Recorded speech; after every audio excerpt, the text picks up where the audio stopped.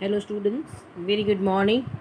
Again today, from today onwards we are starting with the syllabus. અત્યાર સુધી આપણે સિલેબસમાં કેટલું કમ્પ્લીટ કર્યું એનો એક ઓવરવ્યૂ આપી દઉં છું. Then we will again proceed further. We have started up with the unit number 4. આપણે સૌથી પહેલાં યુનિટ નંબર 4 સ્ટાર્ટ કર્યું હતું. એની અંદર કેસ લોઝ લીધા હતા. સોલમન વર્સિસ સોલમન, અસબરી કેરેજ, બદ્રી પ્રસાદ, શેઠ નગરમલ, આ બધા જ આપણે કેસ અલગ અલગ કરેલા હતા. શોર્ટ આઉટ જે મેં તમને કીધું એવી રીતના સેમ 1ના બેઝડ પર હતા. સેમ 1 યુનિટ નંબર 1 અને યુનિટ નંબર 2ના બેઝડ ઉપર હતા. Separate legal entity, misrepresentation in the prospectus, indoor management, ultra vires act,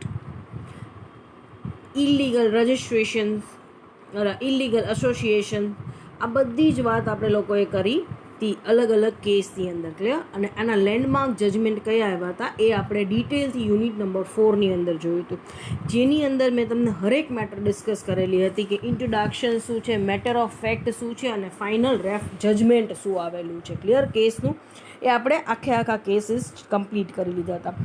second topic આપણે લોકોએ લીધો હતો લિક્વિડેશન ઓફ કંપની. કંપનીનું વિસર્જન કેવી રીતના થાય એની અંદર આપણે મેઇનલી 3 વેઝ જોયા હતા. There are 3 ways to liquidate the company. 3 પ્રકારે કંપનીનું વિસર્જન થાય છે એ આપણે જોયું હતું. ક્લિયર? એની અંદર આપણે લોકોએ જોયું હતું કમ્પલસરી લિક્વિડેશન બાય કોર્ટ, એટલે કે કંપનીનું કમ્પલસરી વિસર્જન. સેકન્ડ આપણે લોકોએ જોયું હતું લિક્વિડેશન ઓફ અ કંપની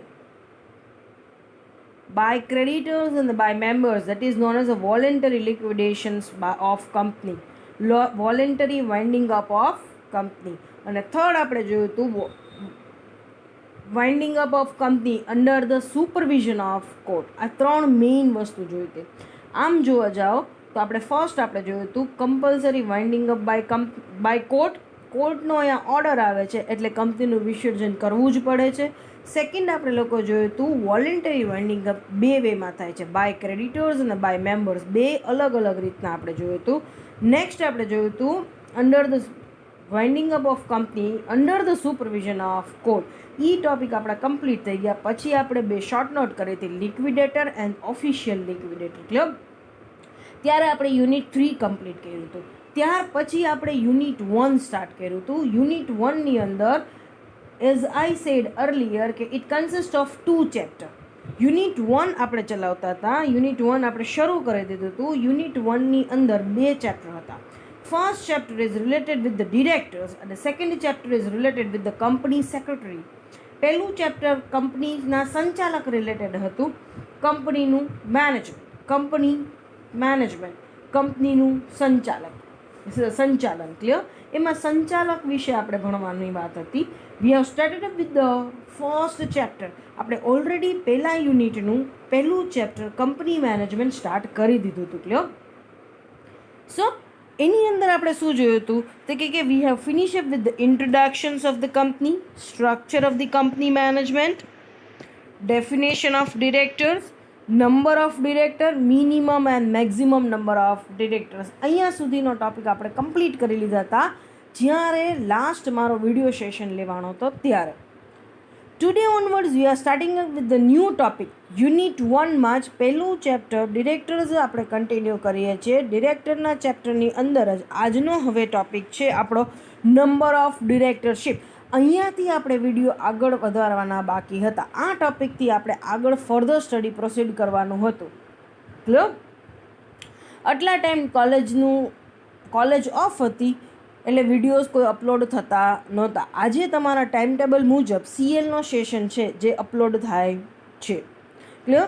ત્યાં આજે આપણે યુનિટ 1ના ટોપિક નંબર ઓફ ડિરેક્ટરશીપ ત્યાંથી બાકી હતું એટલે ત્યાંથી આજે ફરી સિલેબસ આપણે આગળ વધારીએ છીએ. જો તો છતાં પણ કોઈ ડાઉટ હોય, મેં રિવાઇઝ કરાયું છે, રિકેપ આપ્યું છે, એક ઓવરવ્યૂ આપેલો છે, છતાં પણ તમને જો એની અંદર કોઈ પણ પ્રકારનો ડાઉટ હોય તો in that particular case please refer the previous videos જેવા તમે જોશો you get the link for the same. Now the number of directorship તો કે ભાઈ નંબર ઓફ ડિરેક્ટર આપણે જોયું હતું. તો નંબર ઓફ ડિરેક્ટરશીપ એ કેવી રીતના અલગ છે, તો એના માટે પહેલાં નંબર ઓફ ડિરેક્ટર એકવાર રિપીટ કરાવી દઉં છું કે નંબર ઓફ ડિરેક્ટરની અંદર આપણે શું જોયું હતું કે ભાઈ એક કંપનીમાં કેટલા લોકો ડિરેક્ટર તરીકે વર્કઆઉટ કરી શકે, એક કંપનીમાં કેટલા સંચાલકોની નિમણૂક કરી શકાય, એક કંપનીમાં કેટલા સંચાલકો હોઈ શકે એની વાત છે, ક્લિયર, જેને આપણે કીધું હતું નંબર ઓફ ડિરેક્ટર. તેમાં બહુ સિમ્પલ વસ્તુ હતી. As far as the minimum limit is concern, ઓછામાં ઓછા કેટલા સંચાલકોની જરૂર પડે કંપનીમાં. As far as the minimum limit is concern, a companies act is quite clear one. Company એક્ટે ચોક્કસ કીધેલું છે, જો તમે ખાનગી પેઢીની શરૂઆત કરો છો તો ઓછામાં ઓછા કેટલા ડિરેક્ટર જોશે? 2. અને જાહેર કંપનીની શરૂઆત કરો છો તો ઓછામાં ઓછા 3 ડિરેક્ટર જોશે. હવે મેક્સિમમ લિમિટ છે એ એને કાંઈ કીધી નથી, પણ અહીંયા એક નિયમ આપેલો છે કંપનીઝ એક્ટની અંદર કે મેક્સિમમ ક્યાં સુધી તમે ડિરેક્ટર્સ વધારી શકો, તો કે તમારા આવેદનપત્રની અંદર આર્ટિકલ ઓફ એસોસિએશનની અંદર તમે જેટલા મેક્સિમમ ડિરેક્ટર મેન્શન કર્યા છે એની લિમિટની અંદર within that particular limit you can increase or decrease the number of director by passing just ordinary resolution. સામાન્ય ખરડો પાસ કરી અને આવેદનપત્રમાં દર્શાવેલી નિયમન પત્રમાં દર્શાવેલી જે લિમિટ છે એની અંદર તમે નંબર ઓફ ડિરેક્ટર વધારી કે ઘટાડી શકો છો. સે for example, I M running the public company, હું ખાનગી જાહેર પેઢીની જાહેર પેઢી ચલાવું છું, એટલે મારે ઓછામાં ઓછા કેટલા ડિરેક્ટર જોશે? 3. હવે મેં મારું આર્ટિકલ ઓફ એસોસિએશન બનાવ્યું છે, એમાં મેં મેન્શન કર્યું છે 10. Maximum I can extend number of directorship up to 10. તો ઓછામાં ઓછા મારે કેટલા રાખવા પડશે? હું ક્યાં સુધી ડિક્રીઝ કરી શકીશ નંબર ઓફ ડિરેક્ટર? 3 સુધી. ક્યાં સુધી એક્સટેન્ડ કરી શકીશ નંબર ઓફ ડિરેક્ટર? 10 સુધી. 10થી મારે વધારવા છે તો મારે શું કરવું પડશે? પહેલાં નિયમન પત્રની લિમિટ વધારવી પડશે. અને નિયમન પત્રમાં મારે કેટલા કરવા પડશે? સપોઝ મારે વધારવા નંબર ઓફ ડિરેક્ટર, તો મેં લિમિટ વધારી નાખી નિયમન પત્રની 15, તો હવે હું ફરી 10થી વધારી શકીશ by passing the ordinary resolution. સામાન્ય ખરડો પાસ કરી સંચાલકીય ગણની સંખ્યા વધારી શકીશ. હવે પણ અહીંયા એક્ટ ઇનડાયરેક્ટલી શું કહે છે? કંપની ધારો ઇનડાયરેક્ટલી શું કહે છે કે if you wish two increase the number of director beyond the 12 you can increase, but for that you have to obtain the prior permission from central government. અહીંયા કાયદો એક એવું કહે છે કે 12થી વધારે સંચાલકીય સંખ્યામાં વધારો કરી શકાશે, પણ જો 12થી વધારે વધારવા છે તો આવા કેસની અંદર તમારે કોની પરમિશન લેવી પડશે? સેન્ટ્રલ ગવર્મેન્ટની. સો એટલું જ યાદ રાખવાનું, મિનિમમ ડિરેક્ટર 2 પ્રાઇવેટ કંપની માટે, 3 પબ્લિક કંપની માટે, મેક્સિમમ ક્યાં સુધી એક્સટેન્ડ થશે? 12 સુધીની અંદર વધારી ઘટાડી શકાશો. 12થી વધારે નંબર ઓફ ડિરેક્ટર્સ વધારવા છે તો કોની પરમિશન લેશો? Central government. આ થયું number of director. Number of directorship. ડિરેક્ટરશીપનો મતલબ શું છે કે એક સંચાલક એટ અ ટાઈમ કેટલી કંપનીમાં સંચાલકીય પદ હાસિલ કરી શકે. A person can be a director in more than one company at a time. એક જ ટાઈમે એક કરતાં વધારે કંપનીમાં સંચાલકની ફરજ બજાવી શકે છે, પણ કેટલામાં?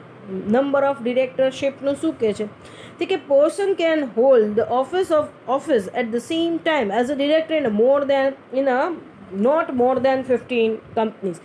અહીંયા શું કહે છે કે એકી સાથે તમે 15 કંપનીથી વધારે કંપનીમાં સંચાલક તરીકેની ફરજ બજાવી શકો નહીં. તો મેક્સિમમ કેટલી કંપનીમાં તમે સંચાલકીય ફરજ બજાવી શકો? એટ અ ટાઈમ 15 કંપનીમાં. In computing this number of 15, the directorship, the following companies are not taken into the account. અહીંયા તમે જ્યારે પણ 15ની સંખ્યાની ગણતરી કરો છો, એકી ટાઈમે કોઈ પણ વ્યક્તિ 15 કંપનીમાં સંચાલકીય ગણ તરીકે ફરજ બજાવી શકે છે.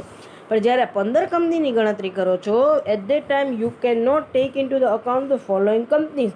એટલે કે આવી બધી કંપની ગણતરીમાંથી એક્સક્લુડ કરવાની છે. પ્રાઇવેટ કંપની, અનલિમિટેડ લાયબિલિટીવાળી company, association, not for profit અને ઓલ્ટરનેટ ડિરેક્ટરશીપ. આને એક્સક્લુડ કરી દેવાના છે. એક્સક્લુડ કરવું એટલે બાકાત કરવું, જેમ આપણે કેમ કે છે ઇન્ક્લુડ કરવું, ઉમેરો કરવો. ક્લિયર?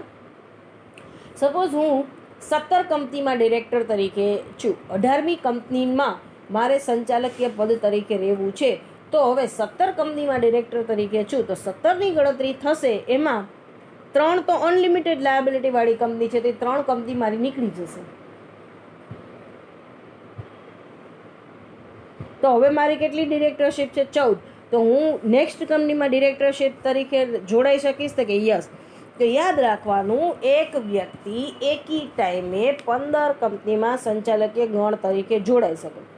જ્યારે 15 કંપનીની ગણતરી કરો છો ત્યારે જે કંપનીમાં એ સંચાલક તરીકે ફરજ બજાવતો હોય એમાંથી કોઈ પણ કંપની ખાનગી કંપની છે, અમર્યાદિત જવાબદારીવાળી કંપની છે, નફા માટે ન ચાલતી સંસ્થા,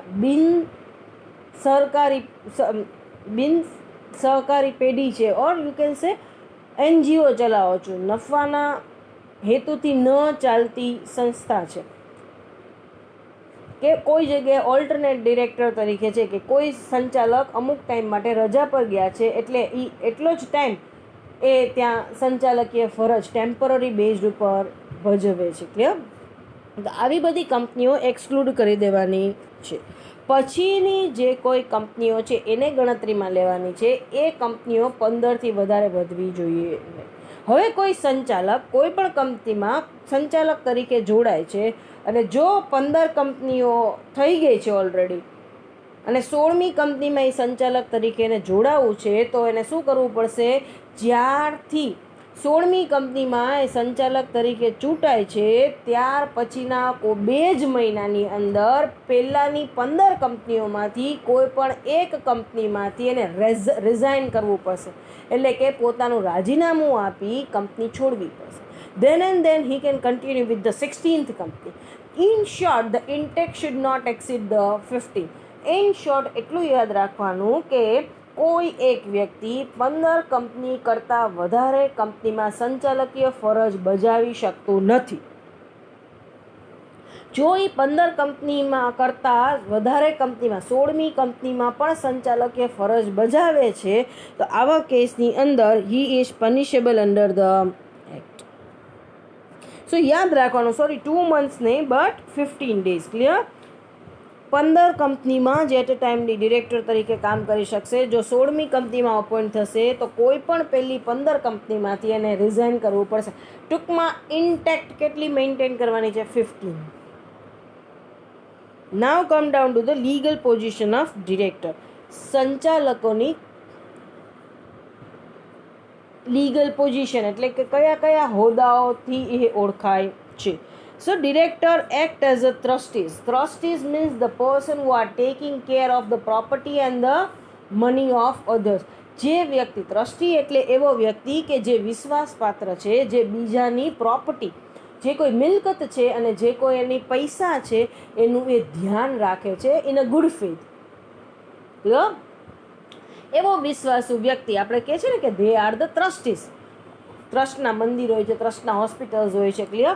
સો અહીંયા શું કહેવામાં આવે છે કે એ ટ્રસ્ટી તરીકે શું કામ એને ઓળખવામાં આવે છે, ટ્રસ્ટી તરીકેની શું કામ ફરજ બજાવે છે? કારણ કે કંપનીમાં એક વિશ્વાસુ વ્યક્તિ તરીકે કંપનીની બધી જ મિલકતો સંભાળે છે, કંપનીના બધા પૈસાઓ સંભાળે છે અને again he is taking the decision in a benefit in a bona fide interest of company અને શેર હોલ્ડર. એટલે કે એ વ્યક્તિ પોતાના વ્યક્તિગત લાભ માટે કોઈ પણ નિર્ણય લેતા નથી. they are taking the decision in the bona fide interest of shareholders and the bona fide interest of company. Clear? Company અને શેરધારકોના હિતમાં હોય એવા જ નિર્ણયો લે છે, કંપનીની મિલકતનું ધ્યાન રાખે છે. એટલા માટે he is acting as a trustee. he is acting as an agent. Agent શું કામ કરવામાં આવે છે? because he is basically connecting link between the shareholders and the company. Company અને શેરધારકો વચ્ચે એક જોડતી કડી છે. કંપનીના બદલામાં as the company is an artificial person. Company તો કેવી વ્યક્તિ છે? કૃત્રિમ માનવતા, કૃત્રિમ અસ્તિત્વ ધરાવતી વ્યક્તિ છે. સો કંપનીના બદલામાં તમામ કાર્યવાહી કરે છે એટલે એ કંપનીના એજન્ટ તરીકે એને ગણવામાં આવે છે. He is acting as a managing partner. Yes, shareholders are known as a sleeping partner. Share ધારકો છે એ નિષ્ક્રિય ભાગીદાર તરીકે ઓળખાય છે because they only invest there capital but they do not take the active participations in the management of company. કંપનીના સંચાલકમાં એ લોકો ભાગ ભજવતા નથી. એટલે શેરધારકો ખાલી ને ખાલી કંપનીમાં મૂડી રોકાણ કરે છે પણ રોજબરોજના સંચાલકીય પ્રવૃત્તિમાં એ લોકો નિષ્ક્રિય હોય છે, એટલે એને કહેવાય છે સ્લીપિંગ પાર્ટનર, નિષ્ક્રિય ભાગીદાર. whereas the directors are known as active partners, managing partners. clear? કંપનીનું રોજબરોજનું સંચાલન કોણ સંભાળે છે? સંચાલકો. એટલા માટે એને કહેવામાં આવે છે managing partner. They are actively participating in the management of the company. કંપનીના સંચાલનમાં એક સક્રિય ભાગ ભજવે છે, એટલે એને કહેવામાં આવે છે they are the managing partner, active partners of the company. Now come down to the important topic, appointment of director. સંચાલકની નિમણૂક કેવી રીતના થાય છે? એક વસ્તુ હંમેશા યાદ રાખજો કે કંપનીના સંચાલકની નિમણૂકી અને નિવૃત્તિ ઓલવેઝ જનરલ મિટિંગમાં થાય છે. કંપનીની જે સામાન્ય સભા ભરાય છે એ સામાન્ય સભાની અંદર જ સંચાલકની નિમણૂકી અને નિવૃત્તિ થાય છે. Appointment and the retirement of the director take place only in the general meeting of a company. કંપનીની જે સામાન્ય સભા ભરાય છે, જનરલ મિટિંગ એટલે સામાન્ય સભા, એની અંદર જ કંપનીના ડિરેક્ટર્સની અપોઇન્ટમેન્ટ પણ થાય છે અને રિટાયરમેન્ટ પણ થાય છે. There are a different ways for the appointment of director. અલગ અલગ વેઝ આપ્યા છે કે કંપનીના ડિરેક્ટરની અપોઇન્ટમેન્ટ કેવી રીતના થશે. ફર્સ્ટ ડિરેક્ટર, સેકન્ડ છે appointment at a general meeting, third છે appointment of the director by board. Board of director જ અહીંયા ડિરેક્ટર અપોઇન્ટ કરે છે. એની અંદર 3 છે, A, B અને C. એ છે એડિશનલ ડિરેક્ટર, બી છે કેઝ્યુઅલ વેકેન્સી, સી છે ઓલ્ટરનેટ ડિરેક્ટર. ફોર્થ છે that is appointment of director by third party. Next છે appointment of the director by proportional voting system. Sixth છે appointment of the director by central government. આ 6 રીતના 6 અલગ અલગ રીત છે જેના દ્વારા કંપનીના સંચાલકોની નિમણૂક કરવામાં આવે છે. હવે આપણે પહેલાં લઈએ છીએ ફર્સ્ટ ડિરેક્ટર. ફર્સ્ટ ડિરેક્ટર એટલે શું? તે કહે કે ભાઈ the subscriber of the memorandum of the association basically appoint the first director of the company. First director એટલે કે પહેલો સંચાલક, એની નિમણૂક કેવી રીતના થાય છે? તે કે હજી કંપની છે is in the stage of ઇનકોર્પોરેશન.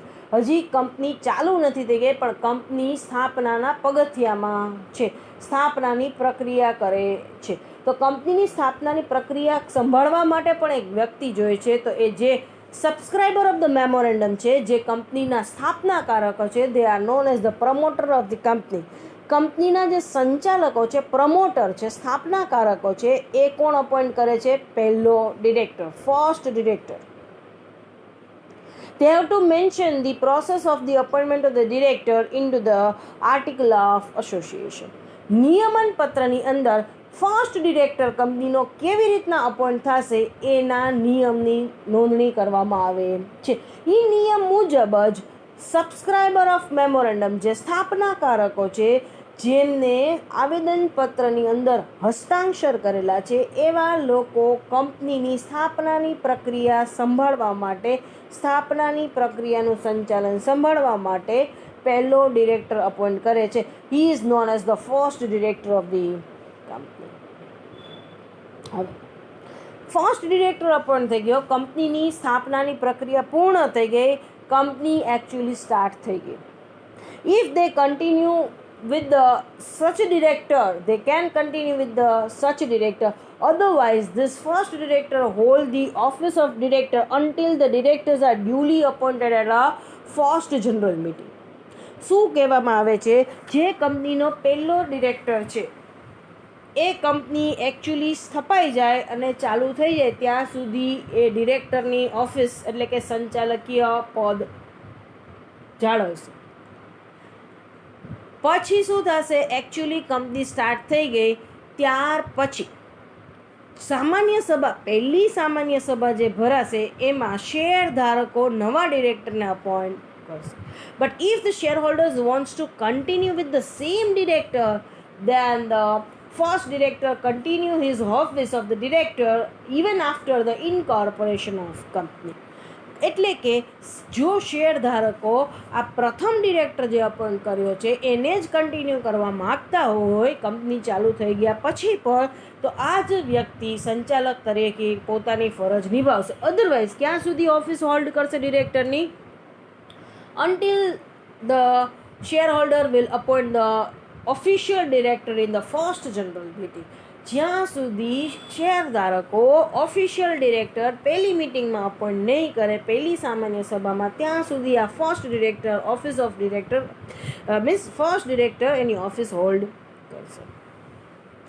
Second છે appointment of the director in the general meeting. This is the general way of the appointment of the director. આ એક સામાન્ય રસ્તો છે સંચાલકીય ગણની અપોઇન્ટમેન્ટ માટે. Majority of the directors appoint in a company in this particular way only. કંપનીમાં majority directors આ જ રીતના અપોઇન્ટ થાય છે, appointment at a general meeting. દરેક વાર્ષિક સભાની અંદર કંપનીની જે એન્યુઅલ જનરલ મિટિંગ થાય છે, કંપનીની જે વાર્ષિક સભા થાય છે, ત્યારે appointment of the director and the retirement of director take place. કંપનીની દરેક વાર્ષિક સભાની અંદર સંચાલકીય ગણની નિવૃત્તિ પણ થાય છે અને નિમણૂકી પણ થાય છે. So this is the general way of the appointment of the director. હવે શું કહે છે કે ભાઈ company can not appoint more than 2/3 of the director, 2/3 of the total number of director. Company જે ટોટલ નંબર ઓફ ડિરેક્ટર્સ છે એના 2/3 appoint કરી શકશે. સપોઝ સે ફોર એક્ઝામ્પલ ટોટલ 12 ડિરેક્ટર છે, તો 12ના 2/3 થશે 9 ડિરેક્ટર્સ. તો 9 ડિરેક્ટર કંપની અપોઇન્ટ કરશે, તો બાકીના 3 ડિરેક્ટર 1/3 ડિરેક્ટર કેવા હશે? Permanent director. સો યાદ રાખવાનું, ટોટલ નંબર ઓફ ડિરેક્ટર્સના 2/3 ડિરેક્ટર્સ કેવા હશે કે who can be appointed by shareholders. Total number of ડિરેક્ટર્સના 2/3 ડિરેક્ટર્સ કોણ અપોઇન્ટ કરશે? Shareholders. જ્યારે 1/3 ડિરેક્ટર હશે એ કેવા ડિરેક્ટર્સ છે? પરમનન્ટ ડિરેક્ટર્સ છે. 2/3 ડિરેક્ટર્સ છે એમાંથી દરેક વાર્ષિક સભાની અંદર 1/3 director get retired by rotation. Retire by રોટેશનનો મતલબ શું છે? જે વ્યક્તિ પહેલો આવશે એ પહેલાં રિટાયર થશે. સપોઝ સૌથી પહેલાં એ આવે છે, પછી બી આવે છે, પછી સી આવે છે, પછી ડી આવે છે, પછી ઈ ને એફ નવા અપોઇન્ટ થાય છે, તો સૌથી પહેલાં રિટાયરમેન્ટ કોનું થશે? એ ને બીનું. ક્લિયર? સો અહીંયા શું કહેવામાં આવે છે? એટલી વસ્તુ યાદ રાખવાનું, ટોટલ નંબર ઓફ ડિરેક્ટર્સ છે એના 2/3 ડિરેક્ટર્સ કેવા હશે? Directors who are retire by rotation. જે ડિરેક્ટર રિટાયરમેન્ટ બાય રોટેશનના હશે એ જ ડિરેક્ટર કોણ અપોઇન્ટ કરી શકશે? Share holders. સો યાદ રાખવાનું, ટોટલ નંબર ઓફ ડિરેક્ટર્સ છે એમાંથી 2/3 ડિરેક્ટર્સ છે એની અપોઇન્ટમેન્ટ કોના હાથમાં હશે? શેર હોલ્ડર્સના હાથમાં. ક્લિયર? એ 2/3ના 1/3 એવરી એજીએમની અંદર રિટાયર થશે. એ 2/3 છે એના 1/3 ડિરેક્ટર્સ છે. 9 ડિરેક્ટર્સ છે એના 1/3 ડિરેક્ટર ગણો એટલે 3 ડિરેક્ટર. 3 ડિરેક્ટર છે એ દરેક એજીએમની અંદર, દરેક વાર્ષિક સભાની અંદર રિટાયર થશે અને 3 રિટાયર થશે તો 3 નવા અપોઇન્ટ થશે. ક્લિયર? રિટાયરમેન્ટ બાય રોટેશન એનો મતલબ શું છે? તે કે ભાઈ રિટાયરમેન્ટ બાય રોટેશનનો મતલબ છે જે સૌથી પહેલાં આવ્યા છે એ પહેલાં રિટાયર થશે. ક્લિયર? એ બી સી સૌથી પહેલાં આવ્યા છે એટલે ઈ એફ જીની અપોઇન્ટમેન્ટ થશે તો એ બી સી એ 3 નીકળશે, પછી ડી ઈ એફ નીકળશે અને સામે નવા 3 એડ થશે. ક્લિયર? સો આને કહેવામાં આવે છે appointment of the director at a general meeting. હવે ફરીથી કહું છું, ટોટલ નંબર ઓફ ડિરેક્ટર્સના 2/3 ડિરેક્ટર્સ કેવા હશે? રિટાયરમેન્ટ બાય રોટેશનવાળા ડિરેક્ટર, જેની અપોઇન્ટમેન્ટ અને જેનું રિટાયરમેન્ટ કોના હાથમાં હશે? શેર હોલ્ડર્સના હાથમાં હશે. બાકીના 1/3 ઓફ ડિરેક્ટર્સ કેવા હશે? તો કે બાકીના જે 1/3 ઓફ ડિરેક્ટર્સ છે એ કેવા હશે?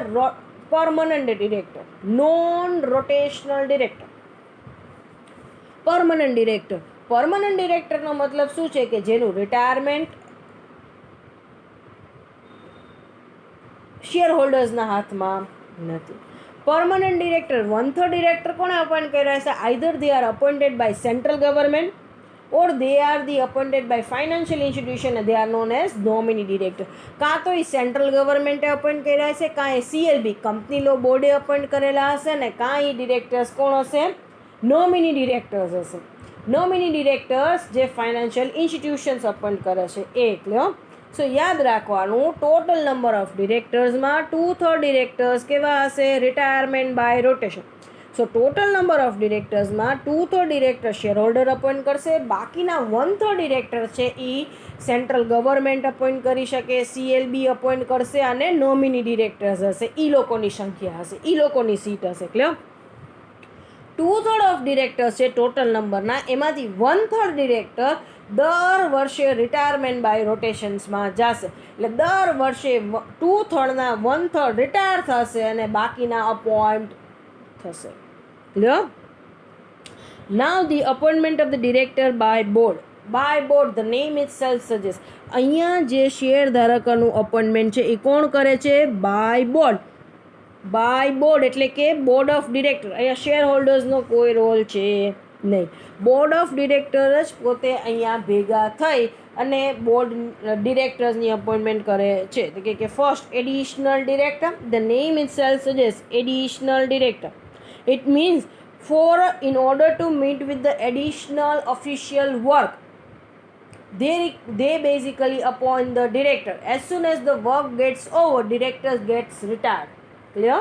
અહીંયા શું કહે છે? એડિશનલ ડિરેક્ટર, વધારાનો સંચાલક. વધારાનો કાર્યવાહી છે, વધારાની જવાબદારી છે, એ કામ કરવા માટે વધારે માણસોની જરૂર છે. એટલે એ લોકો બોર્ડ ઓફ ડિરેક્ટર જ ભેગા થઈ અને એડિશનલ ડિરેક્ટર અપોઇન્ટ કરશે. એ ક્યાં સુધી ઓફિસ ઓફ ડિરેક્ટર હોલ્ડ કરશે? ક્યાં સુધી સંચાલકીય ફરજ બજાવશે? જ્યાં સુધી કામ પતશે નહીં, જવાબદારી વધારાની પતશે નહીં ત્યાં સુધી. જેવી વધારાનું કાર્યવાહી, વધારાના પ્રોજેક્ટ, વધારાની જવાબદારી પતી જશે, એ ડિરેક્ટરની નિવૃત્તિ ઓટોમેટિક થઈ જશે. Casual vacancy.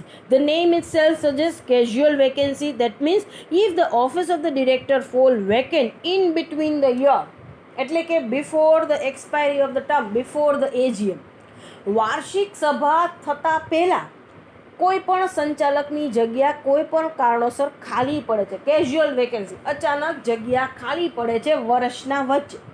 હવે AGM નહીં આવે ત્યાં સુધી તો સંચાલકની નિમણૂક તો થઈ શકવાની નથી. વાર્ષિક સભામાં બધા શેર હોલ્ડરો ભેગા થશે ત્યારે નિમણૂક કરશે, પણ હજી તો વાર્ષિક સભાને 6 મહિનાની વાર છે અને સંચાલકીય ગણની જગ્યા ખાલી પડી છે વચ્ચેથી. કોઈ પણ કારણોસર ડેથ થઈ ગઈ, ઇન્સોલ્વન્સી થઈ ગઈ, ઇનકેપેબિલિટી થઈ ગઈ, કોઈ લાંબી બીમારી આવી, ઇન્સોલ્વન્સી ડિક્લેર થઈ ગઈ, કોઈ સંચાલકની ડેથ થઈ, અને આવા કેસની અંદર સંચાલકીય ગણની જગ્યા ખાલી પડી છે, તો શું થશે? તે કહે કે ભાઈ સંચાલકીય ગણની જગ્યા જે ખાલી પડી છે ત્યાં નવા ડિરેક્ટર્સ અપોઇન્ટ કરી દેવામાં આવશે. ક્યાં સુધી? તે કહે કે હજી AGMને 6 મહિનાની વાર છે. એન્યુઅલ જનરલ મિટિંગ, વાર્ષિક સભાને 6 મહિનાની વાર છે. તો એ 6 મહિના તરીકે સંચાલક કેઝ્યુઅલ વેકેન્સીમાં રહેશે. જેવી વાર્ષિક સભાની અંદર શેર ધારકો નવા સંચાલક અપોઇન્ટ કરશે કે આ ડિરેક્ટર ઓટોમેટિક રિટાયર થઈ જશે. સો કેઝ્યુઅલ વેકેન્સી એટલે શું? તે કે ભાઈ in between the year if the position of the director fall vacant, they temporarily appoint the director. જો વર્ષના વચ્ચે કોઈ પણ સંજોગોસર સંચાલકની જગ્યા ખાલી પડે છે તો ટેમ્પરરી જગ્યાને ભરવામાં આવે છે. ક્યાં સુધી? જ્યાં સુધી વાર્ષિક સભામાં પાછા શેર હોલ્ડરો ડિરેક્ટરની અપોઇન્ટ ન કરે ત્યાં સુધી. ઓલ્ટરનેટ ડિરેક્ટર એટલે કે ક્યારે? તો કે ઓલ્ટરનેટ, કોકના બદલામાં. તો અહીંયા શું કહે છે? If any of the director remain absent from his office for more than 3 months or for 3 consecutive meeting, whichever is longer. અહીંયા કોઈ પણ સંચાલક કંપનીમાં કોઈ પણ કારણોસર 3 મહિનાથી વધારે રજા પર છે, કે 3 મહિનાથી વધારે ઓફિસે આવી શકે એમ નથી સભા ભરવા માટે, તો આવા કેસની અંદર સપોઝ કોઈ ડિરેક્ટર છે 6 મહિના ફોરેન જાય છે, તો એની જગ્યાએ એક નવા ડિરેક્ટર અપોઇન્ટ કરવામાં આવે છે જેને કહેવાય છે ઓલ્ટરનેટ ડિરેક્ટર. જેવા 6 મહિના પછી ઓરિજિનલ ડિરેક્ટર ફોરેનથી આવી જશે કે alternate director automatically get retire, એનું ઓટોમેટિક નિવૃત્તિ થઈ જશે. Now the appointment of director by third party. Third party એટલે કે other than share holders. Share holder સિવાય અન્ય કોઈ વ્યક્તિ અહીંયા સંચાલકીય ગણની નિમણૂકી કરે છે બાય થર્ડ પાર્ટી, ત્રાહિત પાર્ટી. ક્લિયર? તે કહે કે ભાઈ appointment directors who are appointed by central government. Third પાર્ટીમાં સેન્ટ્રલ ગવર્મેન્ટ, કેન્દ્રીય સરકાર જો કોઈ સંચાલક અપોઇન્ટ કરે તો એ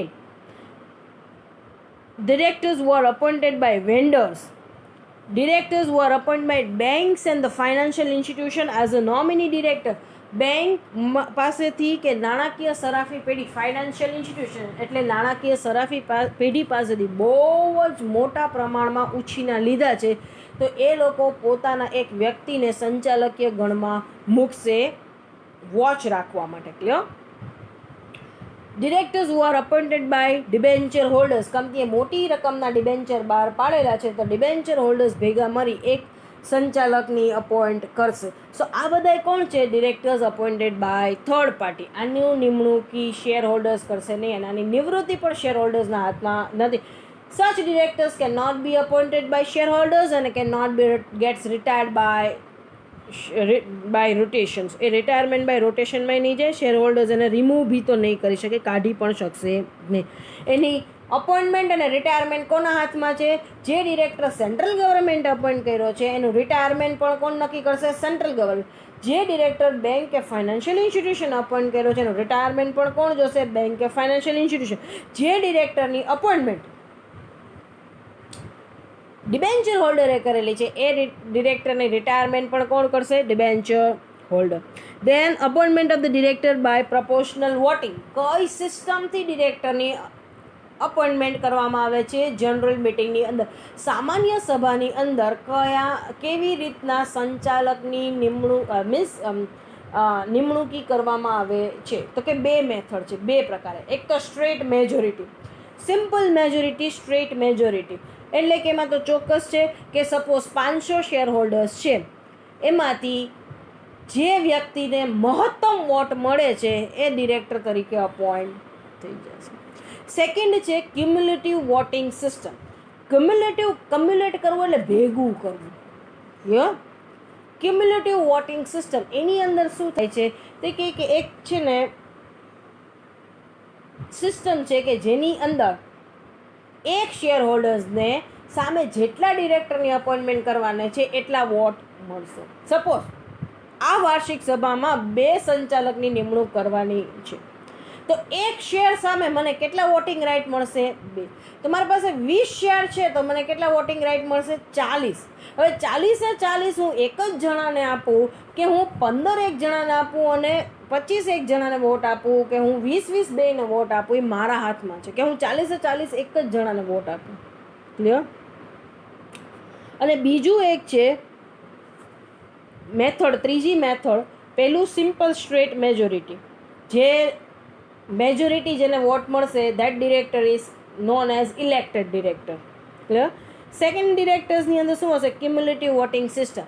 તે કહે કે એક શેર ઉપર સામે જેટલા ડિરેક્ટરની જગ્યા ખાલી પડી છે, જેટલાની અપોઇન્ટમેન્ટ કરવાની છે એટલા વોટ મળશે. સપોઝ 3 ડિરેક્ટર અપોઇન્ટ કરવાના છે તો એક શેરમાં કેટલા વોટિંગ રાઇટ મળશે? 3 વોટિંગ રાઇટ મળશે. ક્લિયર?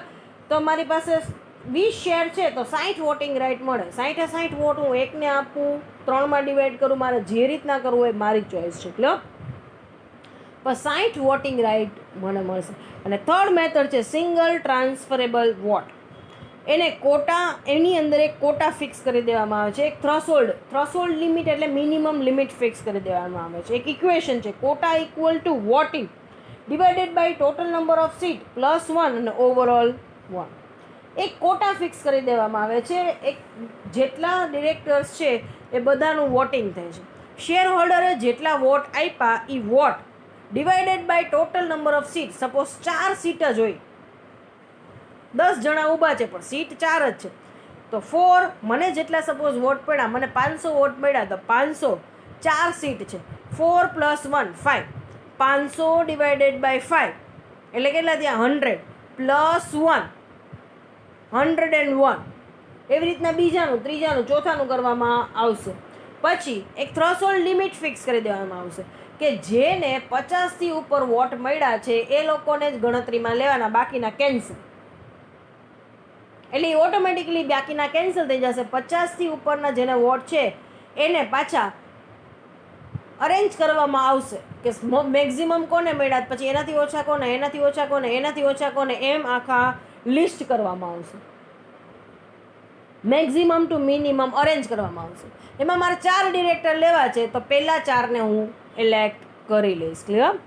સો આ 3 વસ્તુ છે. Appointment of director by proportional voting. કોઈ પણ કંપનીમાં સંચાલકીય ગણની અપોઇન્ટમેન્ટ કેવી રીતના થાય છે? એન્યુઅલ જનરલ મિટિંગમાં થાય છે, વાર્ષિક સભામાં એની નિમણૂકી થાય છે. વાત સાચી, પણ કઈ મેથડથી? કે 3 method: straight majority, cumulative voting system અને સિંગલ ટ્રાન્સફરેબલ વોટ.